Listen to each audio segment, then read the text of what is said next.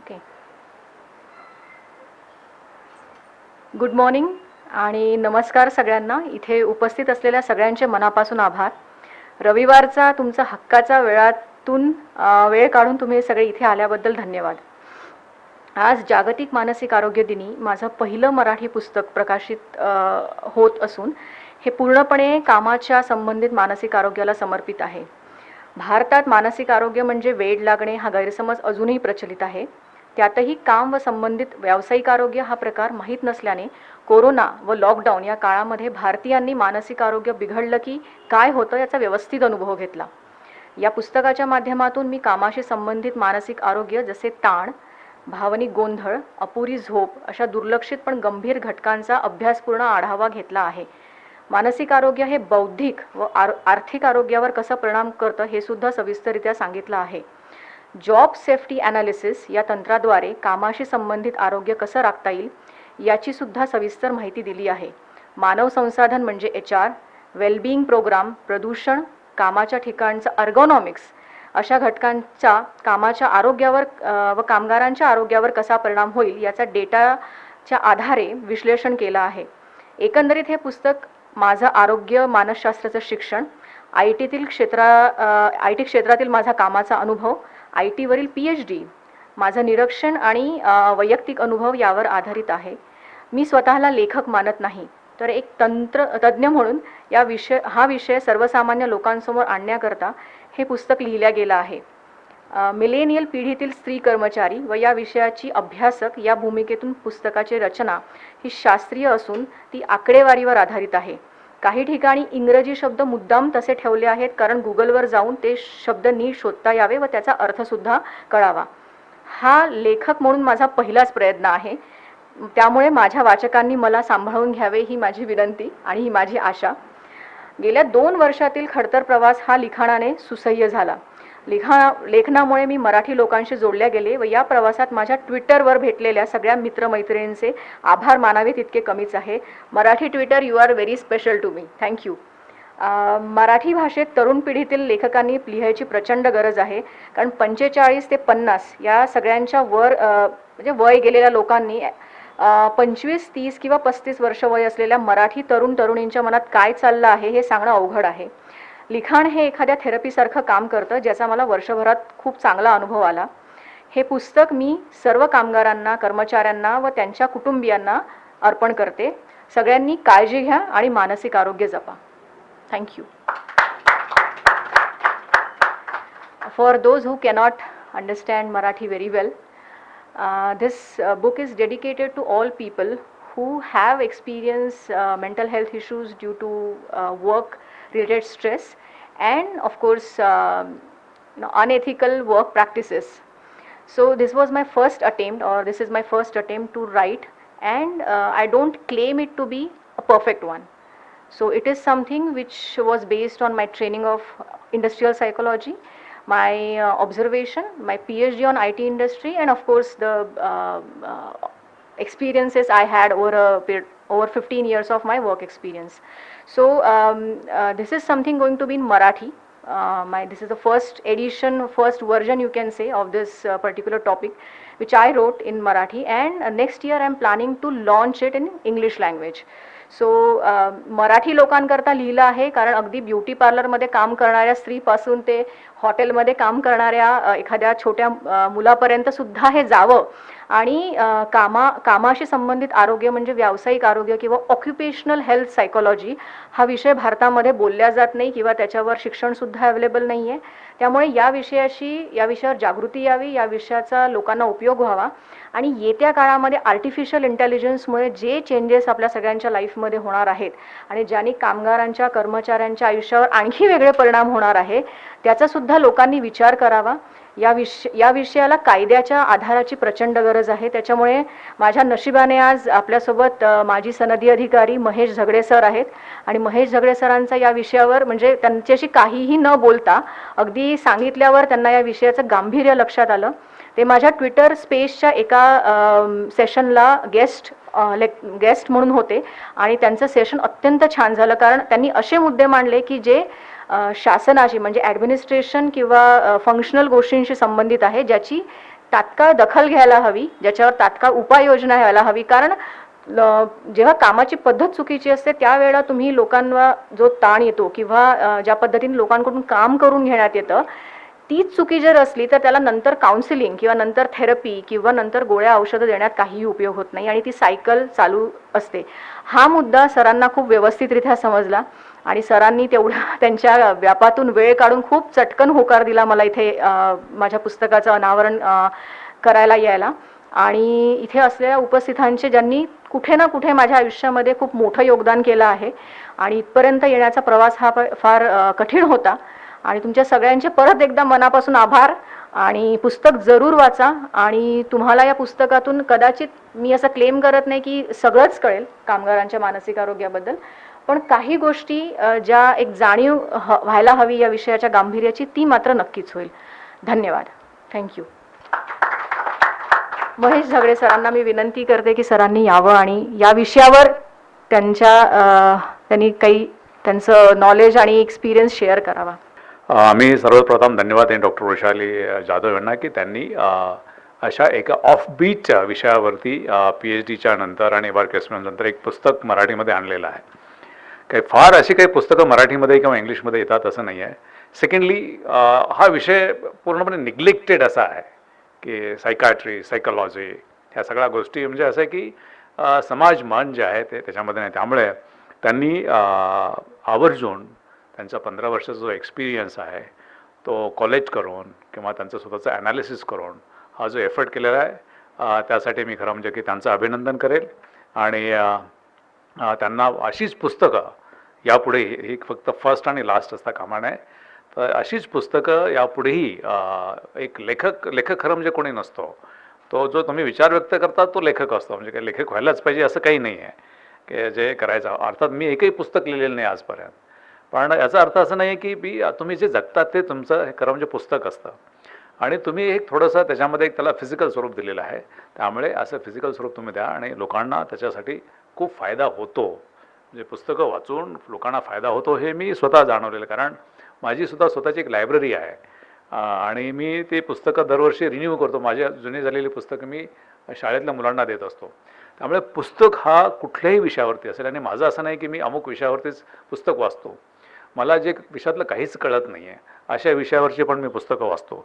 त्यामुळे तुमची वर्सटॅलिटी वाढते, तुमच्या मनाचे जे कंगोरे असतात ते आणखी शार्प व्हायला लागतात आणि त्यामुळे मग तुमची पर्सनॅलिटी डेव्हलप होते. त्यामुळे you must keep it up की हे जे आहे की this should not be the first and last attempt to write a book. हे एक सुरुवात म्हणून ह्याच्याकडे बघितलं पाहिजे.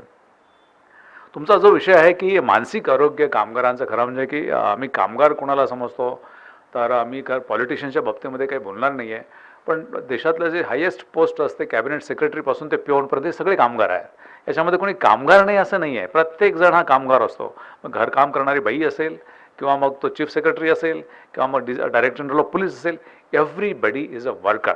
आणि एक चांगली घटना आहे. आणि आपण ज्या बिल्डिंगमध्ये आता बसलो आहोत, महात्मा गांधींनी त्याच्याबद्दल खूप बोललेलं आहे की काम कसं करावं. मायकल एंजेलोने त्याच्यावरती खूप हे केलेलं आहे की तुमचं काम कसं असलं पाहिजे.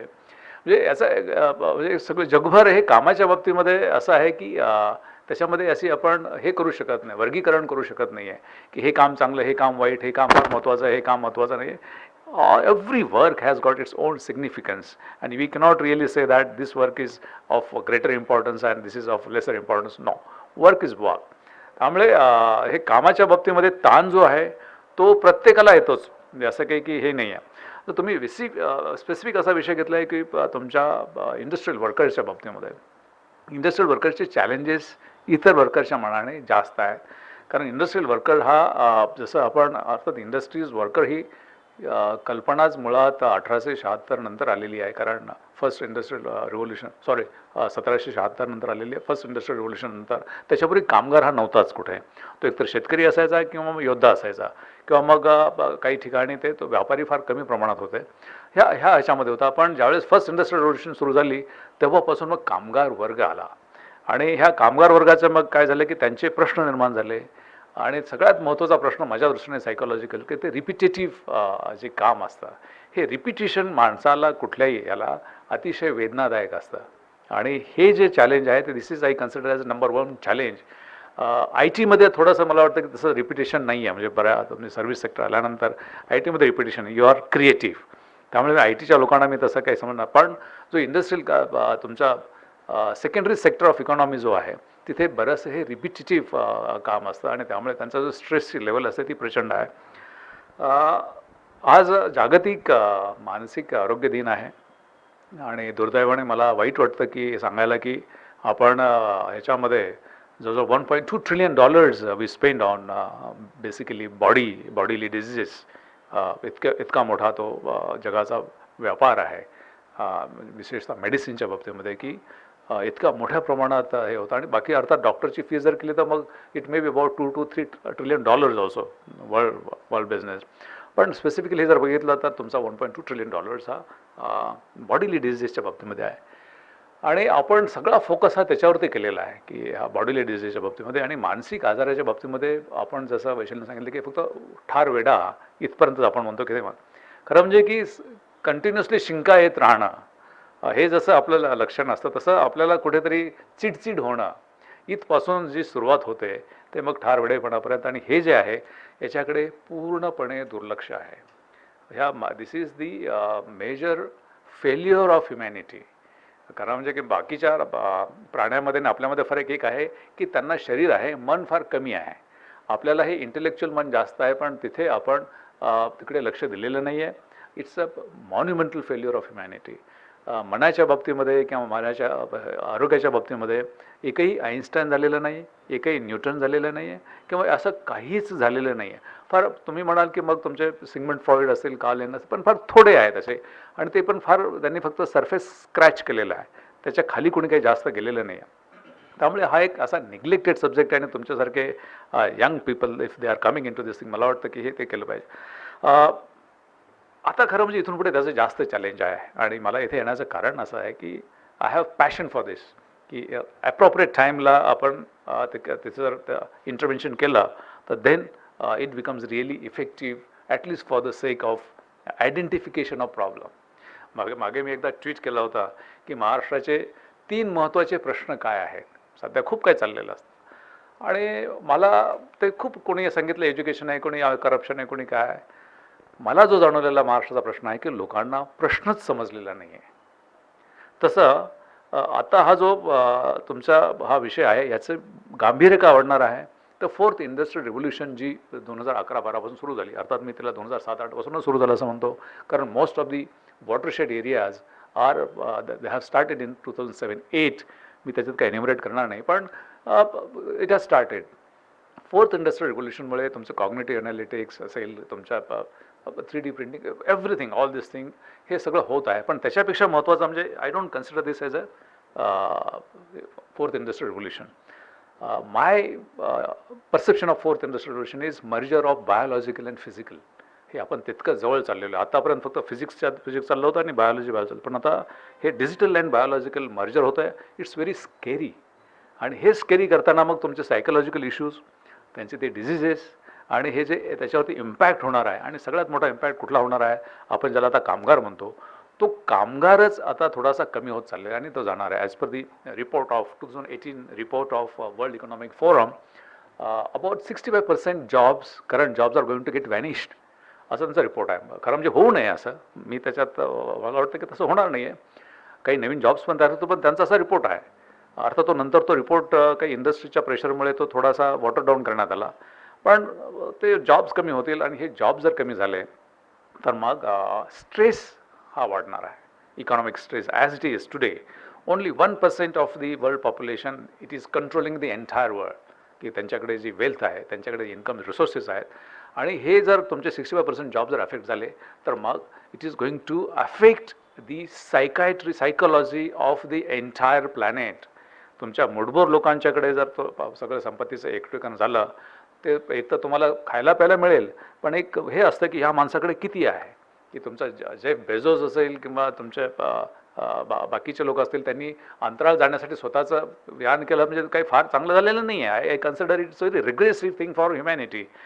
सगळ्यांच्या त्याच्यामध्ये जर बाकीच्या लोकांचा इन्कम जर बघितला, त्या आपण हे बघितलं की जोसेफ स्टिग्लिट्झ हा जो इकॉनॉमिस्ट आहे, त्यांनी सांगितलं की हे जे डेमोक्रेसी आहे ती डेमोक्रेसी आता थोडीशी काय झालेली की by the people for the people and of the people न राहता by the 1% of the 1% and for the 1% of those new rich हे असं आहे. हे जे आहे हे पूर्णपणे स्ट्रेस आणणारं आहे, मेजॉरिटी पॉप्युलेशनला स्ट्रेस आणणारं आहे आणि याच्यामुळे मग प्रचंड प्रश्न निर्माण होणार आहेत. आणि हे प्रश्न कमी करण्यासाठी मग पॉलिटिकल लोकांच्या नेत्यांच्यामध्ये ताकद नाही. They are also equally affected. त्यांना माहीत नाही की हे कसं करायचं आहे. त्यामुळे कदाचित I am not going to paint a very dark picture, पण there could be a psychological darkness that is likely to overpower the entire planet unless तुम्ही आता US मध्ये बघितलं असेल की एक ट्रम्पचं नाव घ्यायला काही हरकतच नाही, एक प्रेसिडेंटनेच असं काही वातावरण तयार केलं होतं की ती एंटायर जस्ट इकॉनॉमीच नाही तर ती सोसायटी अशी डिस्टर्ब झालेली होती, स्ट्रेसेस खूप वाढलेल्या होत्या, केसेस खूप वाढलेल्या होत्या. त्यामुळे हा फेनॉमेना जो आहे तो आत्ता फार कमी आहे, पण जसं जसं फोर्थ इंडस्ट्रियल रिव्होल्युशनचा इम्पॅक्ट जाणवायला लागेल, जॉब्स कमी व्हायला लागतील, वेल्थ ऑफ कॉन्सन्ट्रेशन आणखी कमी लोकांच्याकडे असेल. आपल्याला माहिती आहे की 700-800 लोकांच्याकडे जगाच्या 50% बॉटम लोकांच्या एवढी वेल्थ ह्या 700-800 लोकांच्याकडेच आहे आणि हे आणखी वाढत जाणार आहे. त्यामुळे हा जो स्ट्रेस वाढणार आहे तर ह्या स्ट्रेससाठी मला वाटतं तुमच्यासारख्या लोकांची फार गरज आहे की त्यांना हे कसं करायचं आहे. मी जास्त काही बोलणार नाही कारण हा विषय खरा म्हणजे की मोठा आहे. मला फक्त एक सांगायचं आहे की we talk about postmortem of psychiatry psychology की हे काय केलं पाहिजे त्याच्याबद्दल आपण बोलतो. की कसं की मला आजार झाला म्हणून मी डॉक्टरकडे जाणार, इंजेक्शन घेणार, सर्जरी करणार किंवा मग असं करतो, हे असं आपलं चाललेलं असतं. पण त्याचबरोबर आजार होऊ नये म्हणून मग मी जॉगिंग करणार, मी माझी बॉडी चांगली ठेवणार, मी अमुक करणार, मी तमुक करणार, माझी बॉडी स्ट्रॉंग करण्यासाठी मी मस्क्युलर बनणार. तसं याच्यामध्ये मनाच्या बाबतीमध्ये असं होत नाही आहे. आपण कॉन्शियसली असं काही करत नाही आहे की हे डिझीज मेंटल डिझीज होणार नाहीत म्हणून आपण तिकडे पूर्णपणे 100% दुर्लक्ष आहे. की जसं आपण माझी बॉडी चांगली राहावी म्हणून जसं जिम वगैरे करतो तसं मेंटल जिम्स आपले नाही आहेत. आपण फक्त कसं आहे की शिक्षण हे काही तुमचं मेंटल हे करण्याचं नाही आहे, इज अ मटेरियल. पण तुमचे जे मेंटल लँडस्केप आहे ती लँडस्केप स्ट्रॉंग करण्याच्या दृष्टीने ही लँडस्केप असं अजून आपल्याकडे होत नाही. त्यामुळे मला वाटतं की आपल्या एज्युकेशन सिस्टममध्ये जसं आपलं बॉडी बिल्डअप करण्याची, मस्क्युलर होण्याची, हेल्दी राहण्याची जशी सिस्टम आहे तसं मन असं अफेक्ट होणार नाही आहे. याच्यासाठी मला वाटतं की ह्युमॅनिटीने आता लक्ष देण्याची गरज आहे आणि आपल्यासारख्याने खरं म्हणजे this should be focused rather than doing postmortem how to. एकदा स्ट्रेस आल्यानंतर तो स्ट्रेस कसं कमी करायचा, हे करायचं, मग सायकाट्रिक ट्रीटमेंट कशी घ्यायची, अमुक मग त्याच्यामध्ये काही ड्रग्स पण आले. त्यापेक्षा फ्रॉम द बिगिनिंग चाइल्डहूडपासून तो विषय वेगळा आहे की खऱ्या बऱ्याचशा प्रॉब्लेमचा जो हे आहे रूट हे चाइल्डहूडमध्येच असतं. पुढच्या 2-2.5 वर्षामध्ये जे काही ट्रीटमेंट मिळते मुलांना त्याच्यामध्येच बऱ्याचशा गोष्टी सबकॉन्शियसली तिथे इम्बाईब केलेल्या असतात. तिथून खरं म्हणजे की ह्युमॅनिटीने हे केलं पाहिजे की फ्युचर जनरेशन हे बाकी काही का असेना ती आनंदी राहिली पाहिजे, जे बॉडी चालली पाहिजे, रोग होणार नाही. आता आनंदी राहण्याच्या बाबतीमध्ये मग बऱ्याचशा गोष्टी आहेत. In fact that's a separate topic again. पण जसं की युरोपियन्सने ऑस्ट्रेलियावरती खूप मोठ्या प्रमाणात कॅप्चर करून तिथले ॲबोरिजिन्सना त्रास दिला, वाईप आउट केला. मग असा डिबेट सुरू झाला की नाही युरोपियन सुपेरियर होते म्हणून आणि ते ॲबोरिजिन्स हे तसे हे होते, कमी त्यांची ताकद होती, कमी होतं म्हणून ते तसं झालं. माझी थेअरी वेगळी आहे. ते तिथे सुखी होते, त्यांना काही अशा भौतिक ह्याची गरज नव्हती, ते आनंदाने राहत होते. हा विचार मला वाटतं कुठेतरी होत नाही आहे. आणि मग सुख म्हणजे काय की माझ्याकडे 2 गाड्या आहेत, माझ्याकडे अमुक आहे, माझ्याकडे तमुक आहे, हे आहे ते आहे, हे कुठेतरी आता थांबलं पाहिजे. आणि हेल्दी माइंडसेट की आनंदी राहण्यासाठी आपण जन्माला आलेलो आहोत, इथे कुठेतरी आपण लक्ष दिलं पाहिजे. I will not elaborate much on this, but at the end I want to warn this community, this society की आपल्याकडे असे हेल्थ एक्सपर्ट्स जसे आहेत तसे इथे सायकोलॉजिकल एक्सपर्ट्स तुमच्यासारखे, तुमचं ट्राईब थोडं वाढलं पाहिजे. म्हणजे तुमच्या आपल्या नेहमीच्या डॉक्टर्सपेक्षा हे तुम्ही जे सायकोलॉजिस्ट आहेत, सायको ॲनालिस्ट आहेत, सायकॅट्रिस्ट आहेत किंवा मग त्याच्यासाठी असे पॅरामेडिकल बाकीच्या याच्यामध्ये तसे तुमचे इथे पण असे पाहिजे. ही कम्युनिटीची आहे त्याच्यापेक्षा जास्त तुमची संख्या झाली पाहिजे. हे जर झालं नाही आणि आपली एज्युकेशन सिस्टम जर बदलली नाही तर we are heading towards a catastrophic kind of scenario. Thank you very much, and I once again congratulate you for coming out this book within just span of 2 years. You have put in your efforts of your experience And of course, not just experiments, but you must have analyzed it. I have not seen the book. I would definitely read it end to end. That I can promise you, and I wish you all the best for your all future endeavors. And I hope you will come out many more such books. Thank you very much.